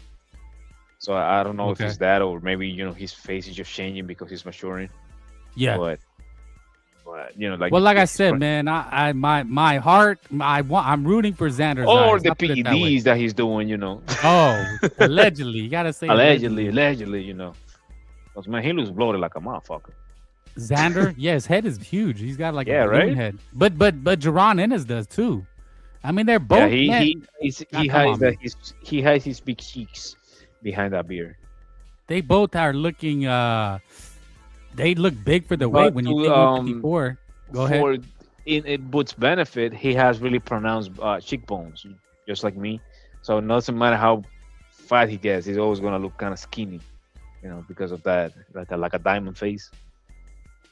And one thing about Jerron, he has that beard, so we really can't see if he's struggling or not. He could be killing himself. He could not. Last time at 147, he looked in the mug shots. He looked like a damn Ethiopian. Yeah, no, you're right. Hit the like. The link is in the chat. Just like Haney at 135 last time. Motherfucker looked like yeah, so here's the picture. What can you tell about pictures and face-offs? But we're just trying to break it down. You know what I'm saying? But they both got big ass heads. Look at those fucking heads, dude. That's a sign. I'm just saying Those are signs, okay? I think But to be Xander fair, is looking smaller in some of the warm-up pictures. He's looking I pretty think it's yoked just and the buff. jacket. This is it's Boots' jacket. Like Yeah, like you know Boots what? looks big Go off ahead. season, but he looks big off season because he get like bloated, but he's not really like that muscular per se. Like I think he just blows up in water because all of a sudden he doesn't have any biceps when he and or any muscular definition like that in the weigh-ins. Yeah, look, man. The more I talk about, the more I think it's going to be a good fight. It's a compelling matchup, different styles. Xander's going to have to box his ass off. That's all I know. Frontline says he will use the fundamentals. That's going to be hard if you're getting walked down, because that's what Geronis is going to do, right? Just walk this guy But down. That's here's the what thing me led to also. believe. We seem to forget this, Frankie. We never seen Boots. Well, we see him on his back foot, but drawing power from his back foot. We never see him like actually like backing out on his back foot. If Say you know that what I again. mean. What are you talking? Geron or You're wrong. Xander? Xander can work. He walks backwards. He can walk backwards. We've seen Boots boxing backwards, but against his Tañones, Mm-hmm. So it was more like, oh, you can touch me, nah. You know what I mean? Not really boxing. Yeah, I mean that look, if Xander was one of these small guys that Jerron Ennis has been facing, then I would say Xander has no chance, right? Because like you can't just outbox Jerron Ennis, but them both being at the basically same height and reach, Xander and then on fight night, Xander looks massive in there. Pause. He can do it. I think he can really pose a problem outboxing this guy. But the funny thing is, his last two fights was Baru and Flacco. Wasn't the Flacco fight on the audience? Flacco was like 6'3", 6'2", or some shit, right? So it's not really that small. Before that was Teixeira, which is 6'1", which is bigger than him. And then you got Baru, which is like, to be fair, he's a little smaller than Sai, which is 5'9", but he has similar reach. So the thing about it is Baru, he's fighting on a crouch, which is actually advantageous for him. Brunlight says, write this down. Xander wins by UD. Will have a flash knockdown. He's looking for the Brian Norman, Devin Haney special. Oh, no. I want some action, man. That fight was like, after the knockdown was nothing fucking going on. You know what's interesting? Just switching gears a little bit. You got Ben Whitaker on the undercard. Is you guys excited to see Ben Whitaker? No, I am. I mean, I like the guy. He's flashy. We want to see him step up, though. The thing about him is, unfortunately for him, he's so big. He's 175, and that's like a murder. Murder division right now. Yeah, he's a murder division. Yeah, you got nothing but assassins. Once you get above 160, you get like the guys. You know, the one. Well, once I'm gonna say 175, you get the one punch knock. You get closer to heavyweight. You know, you get the guys of fights that they can end it over with just one punch. And then you got Emiliano. What do you think about Emiliano? I like him. I like him. He needs to sharp his tools a little more, but I like him. He goes for the gusto per se. You know. Yeah, he needs to step it up, man. I mean, he's a potential star, but he really needs to step it up. And this is you see the guy in the lower right hand corner. People are saying this is going to be a good fight. Somebody help me out. Who's that? Damn, what's his name? Fuck. I remember the beard was rogue to be trimmed and shaved. Maybe it's changed now. Yeah, I mean, I don't think they're gonna make him shave. Mars wants. We want no excuses. No excuses. I got Xander on points. I think Boots is underestimating Xander. I think a lot of people are big boys boxing. That's the thing. But the more I talk about it, the whole point of this conversation is both guys have a lot of questions to be answered. I went and gave you the odds of Jerron's last 5 opponents. They've been 50-1, 25-1, 10-1. The only one that was close was Stanionis at 5-1. So what do we really know about Jaron Ennis? Is he a hype job? I'm gonna say it. He needs to impress. He really needs to show greatness. This guy's been hyped for 5 years. He hasn't even really been active. All he does is pass the eye test. And when I watch the fights, he's 3 times bigger than these guys. This will be the first time that he's fought a guy with the same dimensions. So your point. Go ahead. One of the advantages of a weight bully. Remember how he stopped Stanionis? He threw like 5 left hooks in a row. Yeah.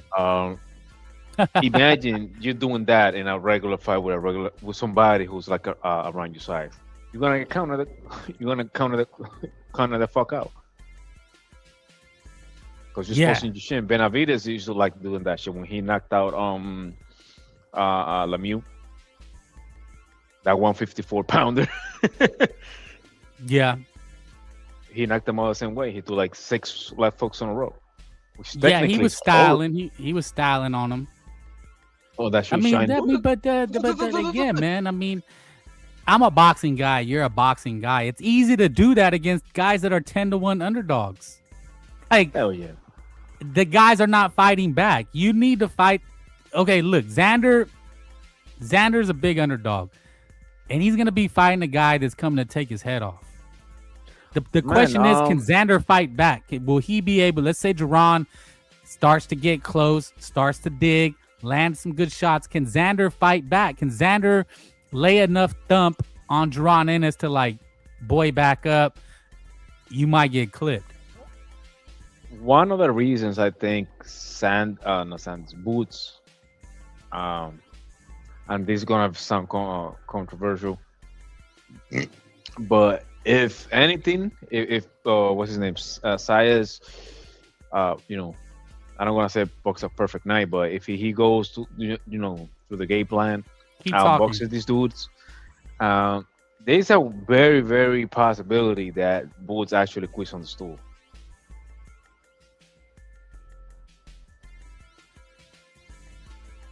Again, that's not my prediction, but that could be a possibility. Because this guy never been touched. To your point, never been, nobody never actually fight back like that, And when they do, it's not really much they're doing. Like Villa will land some bombs on these dudes, but he was just not big enough for him, and he fought fire with fire, and he got burnt.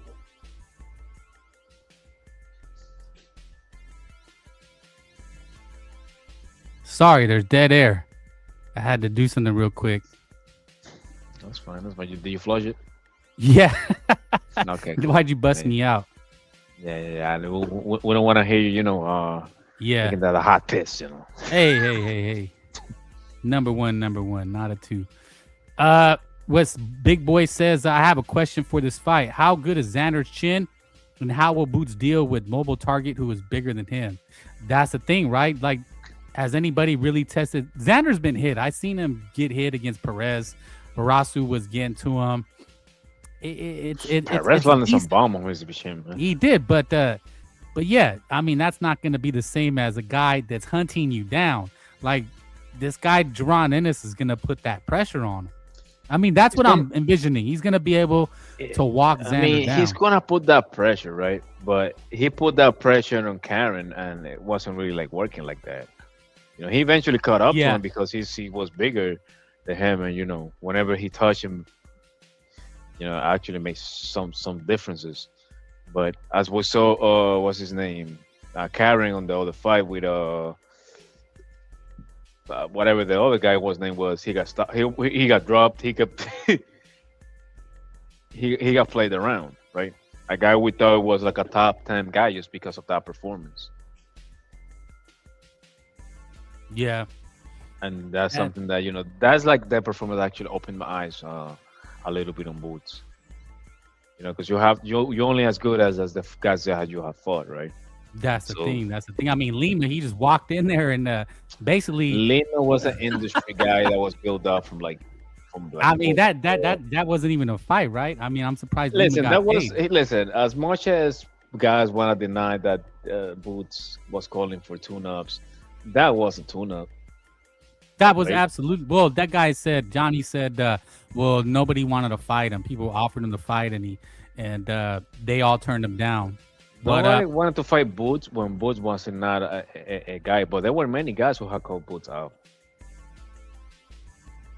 well, Thing I about mean, Boots that's is what they just like say. he's That so much everybody of was a known ducking name, you Jerron know. Ennis. He's the boogeyman.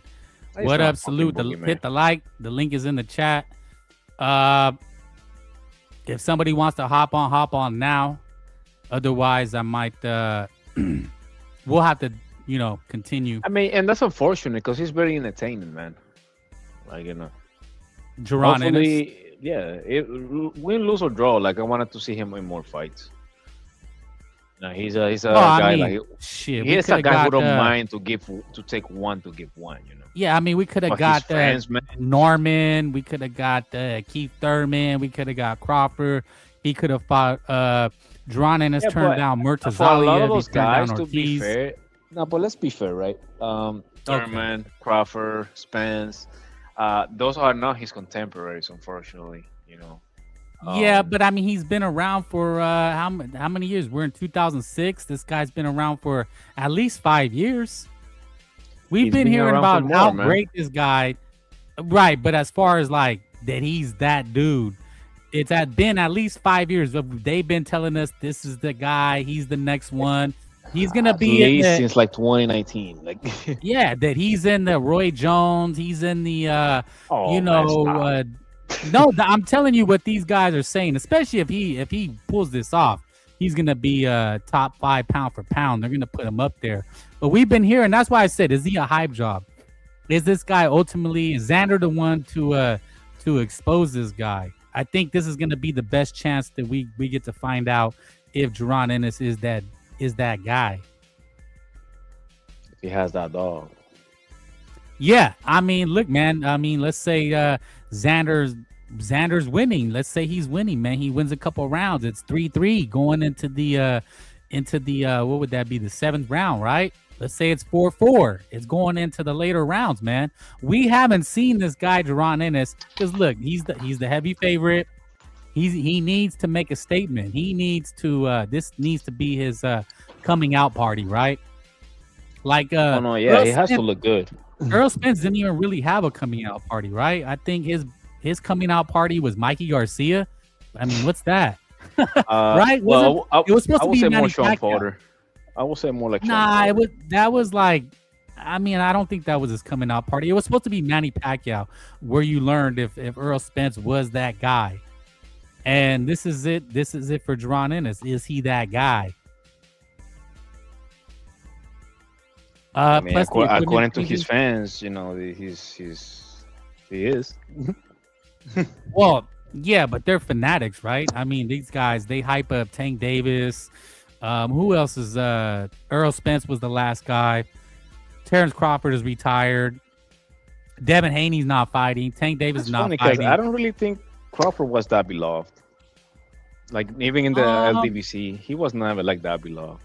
Like No, but I to mean, be as fair, far as like, like boxing, everybody was like on Spence ass. Like the boxing, writers and hipsters, people knew about Crawford and they consider him that guy. they know what I'm saying? they start loving him around like the Canelo fight, but back in the days he was like the, they used to just talk down on the guy. You know?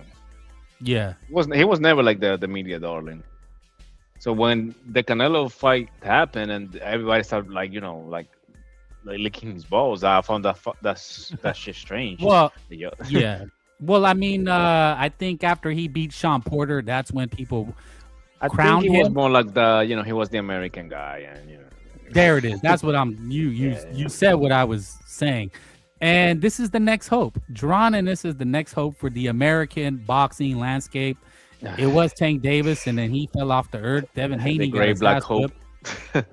Hey, American. Look, who else is there? David Benavidez. this is a great rivalry. It's Puerto Rico versus African American. The only other rivalry is Mexican versus African American. This is one of them ones. Xander could become a star himself. It could be Xander beats Duran Ennis, and you got Puerto Rico versus Mexico, right? I mean, Xander I've Zayas. been Go I've ahead. been to a couple of Zayas fight. I went to the Teixeira fight, Can you and can you talk for like 2 minutes? Give me a second. I went to the Teixeira fight, and I went to the Perez fight, and that dude is really really beloved in New York, man. As soon as that kid walks out, you can hear just the crowd chanting, "Yo soy boricua, pa que lo sepa," like that. They love that kid in New York, man. I think that the house gonna go down that night. Like I believe every punch that he lands, the crowd's gonna go crazy. But also, if Boots start landing punches, the crowd's gonna go silent. But also it's Brooklyn, so there's a lot of guys coming down from Philly, I guess. But it will be really interesting to see what happens.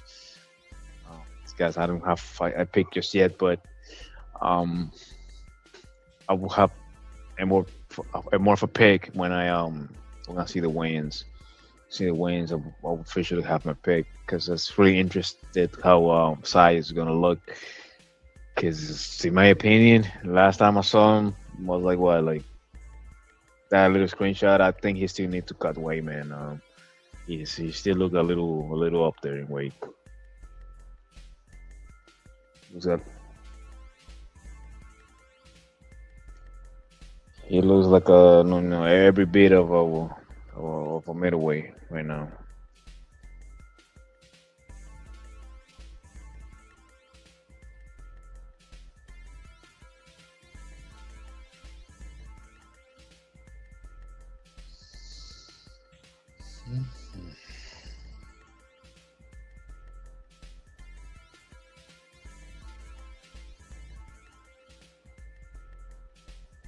Sorry about that. Did we have dead air again? Sorry about that.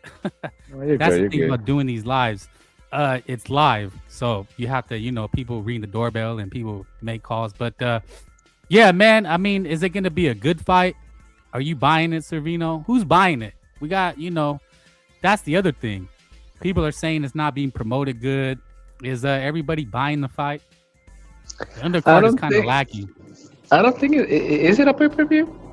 Yeah, it's on pay per view. Now I know What you're the? not buying it. You just F- told on yourself like, what is it? Ah, it don't listen, matter. listen. I know in La Taqueria they're gonna have it on, so Oh, whoa, you can't say that. I'm just Everybody saying. watches it on their own, and then you guys sit and talk about it. Frank had a torta break. I have more than Oh, one. You know what I'm saying? They blow my phone up when they want some McDonald's or some Taco Bell. Frank has to show up. yeah, some Burger King. But yeah, man, I don't know. We'll have to break it down some more. It'll be interesting to see the weigh-ins. I think then I'll make my picks. Just some other news, man. Do you mind switching gears? Yeah, no Real problem, no quick. problem. Devin Haney, has it people been seeing this? Supposedly, Gervonta Davis is back in the news, and he's been tweeting under like this account called G Money, and now they're saying that he may fight a Devin Haney fight. Teofimo, they're saying Teofimo is gonna fight Rolly Romero. So Devin Haney is talking about Gervonta gruesome balls. Tank Davis is training with Jose Benavidez Sr. Turkey Al Sheikh is sick. Have you heard it? Has anybody heard these latest news? What are your comments? Devontae Davis, does he fight Devin Haney? Hell no. And no, right? Like, fuck no. Yeah, here it is. Boxing Scene says the return. Gervonta Tank Davis reportedly considering a showdown with Devin Haney, trained by Jose Benavidez Sr. Yeah, He nah, will not. never. He Yeah, will I mean, look, never. they already say that Devin Haney's too big. Tank Davis is a little guy. He needs rehydration clauses. Man, the few time I see Tank, yeah, indeed, he's a little guy, man. Like you can put him in your pocket. He's little. Looks I like he's hate training it. with Jose Benavidez. For whatever that's worth. I mean, I know he kicked out Coach Kenny. That guy, the coach Kenny, or what's the other guy? His main coach. Ese mismo, that guy, yeah. Tank and Benavides camp is legit. I don't know. That's what boxing scene is pretty credible. I mean, that's what they're saying. Nobody's denied it, so it seems pretty legit. But yeah, I guess fair, he might want like a change of scenery. You know what I mean? Yeah, probably. Even though he probably, I don't think he is like nothing negative. But like, yeah. You know, we Calvin Ford, like, you know, he sees him like as a father figure. So I don't really think he will ever like break that bond. What I think happened, he's trying to, you know, change his scenery. You know, he probably, you know, he's in his 30s. He's just trying to have like somebody to always tell him yes. Yeah, that guy Calvin was more like a father figure. I mean, that's pretty fucked up if he gave his daddy, his like trainer daddy. Yeah, I don't really think he I don't really think he abandoned him or like fire him like that. I think he's more trying to change his scenery. You can call it the Benavides. They live in Seattle, you know, like yeah. I mean, you can call it what you want, but that would be kind of fucked up if it's true. I mean, we don't know. It's just a rumor right now. But yeah, Tank Davis is a scumbag if he gave that guy the guy who raised him from like basically an infant, right? Like 5-6 years old. Yeah. Raised him, kept him off the streets, gave him a home, and then just, hey, pops, give you the boot. That's low down dirty shit, man. Scumbag behavior, right? Yeah, and as far as fighting Devin Haney, I doubt it. I highly doubt it. Yeah, here it is, Calvin. I really hope Tank and Coach Calvin split rumors aren't true. Calvin really loves him like a son. Yeah, I mean, that they were more than just like trainers, right? Not like he just met him in the amateurs at 15 or he turned pro. And like, I think Earl Spence met Derek James when he was already older. You know what I mean? He met, that's another guy who he met him when he was in the amateurs, I think. Yeah, so, but like, this guy, Calvin's basically like his daddy. Raised him. You're a scumbag, Gervonta. What a scumbag. What do you think of this? Rolly Romero versus Teofimo. Good fight, bad fight. Teo's one lucky motherfucker, right? I think that's a good fight for him. He can getting washed. Jeez. He got absolutely washed. Oh, by Shakur Stevenson. Yeah. Fuck. I mean, it wasn't even close, man. The guy, it was just. So they say they verbally agreed. Teofimo and Rolly Romero verbally agreed to fight in August title in Las Vegas, according to officials. So I like it. I mean, we haven't seen Rolly Romero. Teofimo, he's still a name. But I mean, does he have anything left? And it'll be at 147 for a title? Crazy. They would, but I mean, people will buy into it. I think it'll get some traction on social media. I don't know. Teofimo is so much of a weirdo. He is, but I mean, he's fighting for a title. You know, to jump after that's what I'm saying. He got after getting washed like that, you get to come back and get a title fight. That's boxing, right? Like that's what having a name will do for you. Yeah, if Rolly Romero knocks you out, I think and your Teofimo, I think you got to call it a day. Scumbag behavior. Yes, sounds like right. Like, oh wow, surprise, right? Gervonta's a scumbag. Oh man. Well, look, man, we've been going like 2 hours strong. I think we're gonna wrap it up here. We're gonna tie our shoelaces and get the fuck out of here. But I want to thank everybody. Johnny Ortiz, haven't seen him before he showed up. Hit the like though. Hit the like, subscribe, share.